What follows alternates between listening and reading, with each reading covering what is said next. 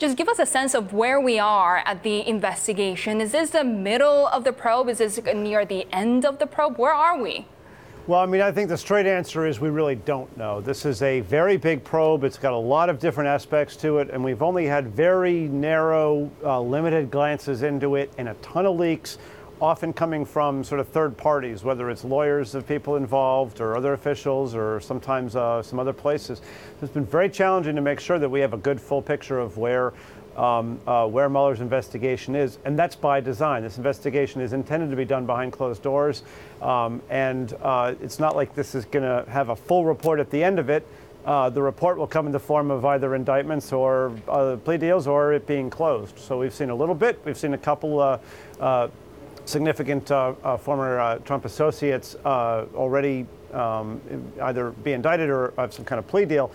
And everyone's assuming that there could be more to come, but we really don't yet know the next steps. Obviously, we saw some action back at the end of October. We saw some more in December, and I think everyone's anticipating that if there's more to come, it could come in the next few weeks as the special counsel tries to keep showing he's making some progress in this probe. So recognizing we don't really have information directly from the investigation itself, what tidbits, what little piece of evidence do we have that this may be going in a financial transactions direction? Because that seems to be one of the real third rails for the president and for the administration if this really goes into financial dealings.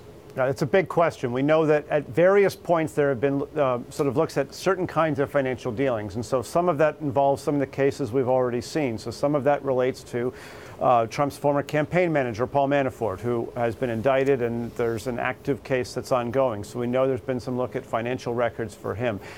It's been a little harder to get a sense of how far, if at all, they've gone into, say, the president's own financial records or other family members of his. That's sort of more of an unclear sign. There's some reason to believe that maybe that hasn't fully happened yet, but I think we're all trying to figure out exactly where that is. So far, a lot of the cases seem to be involving some of the associates sort of building some methodical things, but in many cases what you're seeing are plea deals related to sort of potentially more minor charges than some of the others that they could be facing. So there's questions about what kind of cooperation is going on, what they're talking about, and what that might or might not lead to down the line. So we might well be at the point of an investigation that's really near the beginning. You've had some of Trump's legal team trying to suggest, no, we've done our interviews, we're just about to wrap up, Trump's going to get cleared any moment, and this thing is going to be over. That's not the expectation we have at this point.